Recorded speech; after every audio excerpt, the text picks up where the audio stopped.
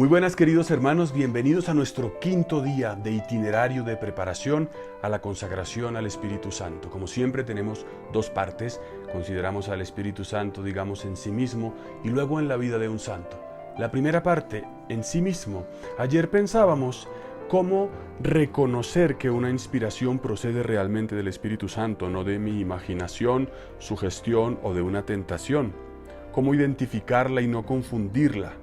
Pues hoy vamos a dar algunos criterios muy importantes, en concreto 5. En primer lugar, para distinguir si una moción viene del Espíritu, tengamos en cuenta que Dios no se contradice. El Señor, el Espíritu, no nos inspira cosas contradictorias, como por ejemplo ir en contra de la palabra de Dios, de la enseñanza de la iglesia, o ir en contra de las exigencias de mi propio estado de vida. Si soy casado, no me va a pedir abandonar a mis hijos. Si soy sacerdote, no me va a pedir hacer cosas, digamos, si soy en una parroquia, en contra de mi comunidad. San Francisco de Sales dice, cuando Dios arroja sus inspiraciones en un corazón, la primera que comunica es la obediencia. Es decir, Dios no nos va a sacar de nuestro sitio de manera extravagante, ni nos va a hacer proceder de manera absurda. Primero, entonces, Dios no se contradice. Segundo, el árbol se conoce por sus frutos. Si obedecemos a una inspiración divina, esto tendrá frutos de Dios, no frutos negativos. Por tanto, una inspiración obedecida debe ser fecunda, producir paz, alegría, caridad, unidad, humildad. Seguir una moción del Espíritu no produce división absurda, aunque Dios ha dicho que el que lo siga podrá experimentar la persecución, pero entendemos que lo que viene de Dios tiene frutos de santidad, aunque otros de fuera no lo entiendan. En tercer lugar, adquirir experiencia. Como en cualquier ámbito, el que aprende a montar en bicicleta aprende cuando se ha caído varias veces al suelo. Cuando intentamos seguir al Señor, es posible que tengamos algunos momentos de tanteos, éxitos y errores, y ese un poco estrellarnos, un poco reconocer el ambiente que nos rodea, también nos ayuda a entender qué viene de Dios y qué no viene de Dios. Cuando nos hemos caído nos damos cuenta de aquello que nos hace tropezar, y por tanto la experiencia del fracaso, si se quiere, o del sufrimiento también es parte de lo que nos permite reconocer aquello que viene de Dios y lo que no viene de Dios. En cuarto lugar, el discernimiento de los espíritus, que tiene que ver con aquella enseñanza tradicional de San Ignacio de Loyola. El espíritu que viene de Dios trae siempre la paz en el alma. Lo que viene de Dios genera serenidad, genera tranquilidad en nuestro corazón. Ahora, en la experiencia eso puede no ser tan sencillo. Es posible que Dios nos pida algo que nos, revuelva completamente nuestra existencia, que nos cueste aceptar, que resulte exigente, dejar todo o tomar una decisión que nos humilla o algo que nos saca de nuestra zona de confort. Una inspiración divina nos puede desconcertar en un primer momento, pero a largo plazo siempre ha de producir paz, aunque en un primer momento no la entendamos o nos resulte difícil de acoger. Pero está claro que el discernimiento de espíritu nos muestra que lo que viene de Dios conduce a la larga a la paz. Y en quinto lugar, otros signos complementarios de aquello que viene de Dios son la constancia y la humildad. ¿Qué significa la constancia?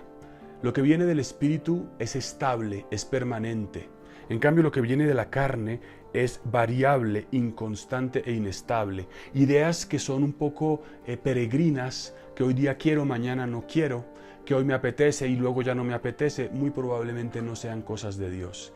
Mientras que aquello que viene quizás un día y otro a tu mente, haz esto, busca aquello, acércate a esta persona, emprende esta iniciativa, aléjate, pero que viene constantemente y no se aparta, es un signo de aquello que Dios quiere. En cambio, lo que no es estable no viene de Dios. Y también la humildad. Lo que viene realmente de Dios nos hace reconocer que todo el bien que realizamos, el bien que podemos generar en los demás, no es una obra que nos podamos atribuir, no es porque yo soy la maravilla, porque ahora soy una persona excepcional. Lo que viene de Dios hace que se atribuya la gloria solo a Él. Y por tanto, nos libera de un orgullo, de una autoafirmación vana.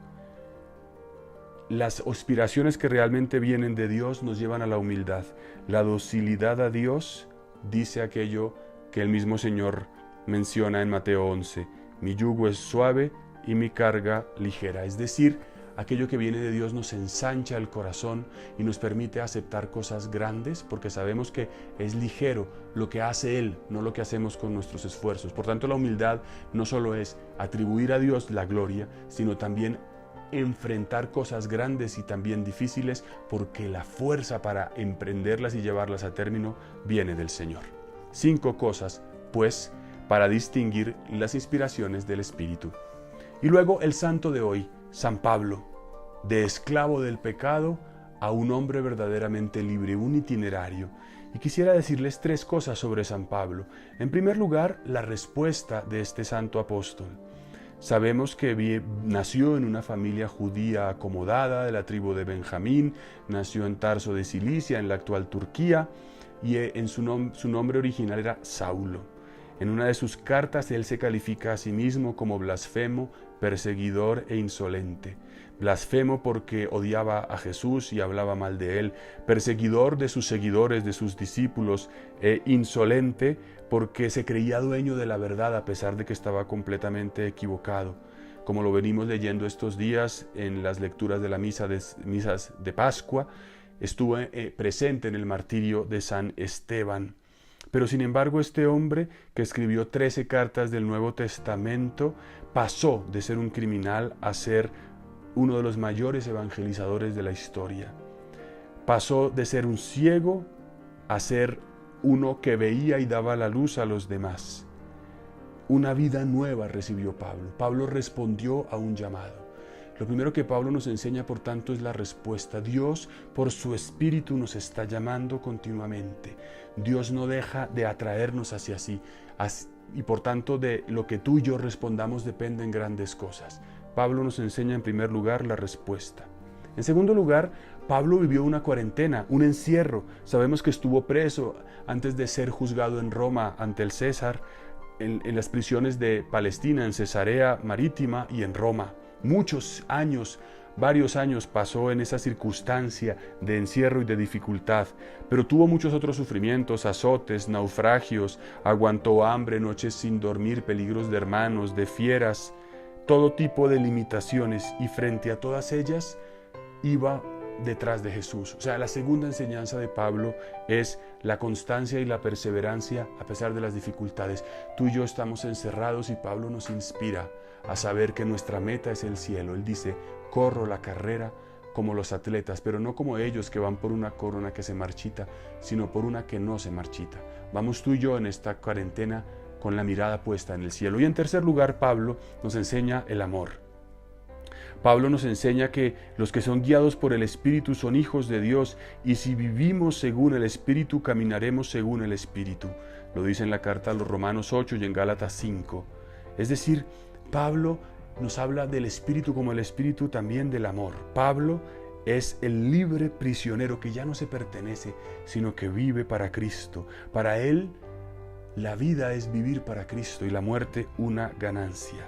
No quiere otra cosa que tener el amor divino en su corazón y no escatima nada para entregarle todo a su amado. Y podemos pensar tú y yo, somos un poco mezquinos con el Señor, le estamos dedicando tiempo a la oración, estamos buscando con todas nuestras fuerzas el Espíritu Santo en este tiempo, o estamos viviendo no para el amor, sino para nosotros mismos. Es esa libertad que Pablo nos enseña para reconocernos libres, hombres nuevos, liberados de la propia carne. Que podamos decir tú y yo con Pablo por la fuerza del Espíritu, yo estoy crucificado con Cristo y ya no vivo yo, sino que Cristo vive en mí. Pablo nos enseña, pues, por tanto, la respuesta, la perseverancia y el amor. Oremos. Fuente de paz, de luz, Espíritu, ven a orientarme. Tengo hambre, ven a nutrirme. Tengo sed, ven a saciarme. Soy ciego, ven a orientarme. Soy pobre, ven a enriquecerme. Espíritu Santo, yo me abandono en ti. Amén. Oración de Santa María de Jesús crucificado. Dios los bendiga.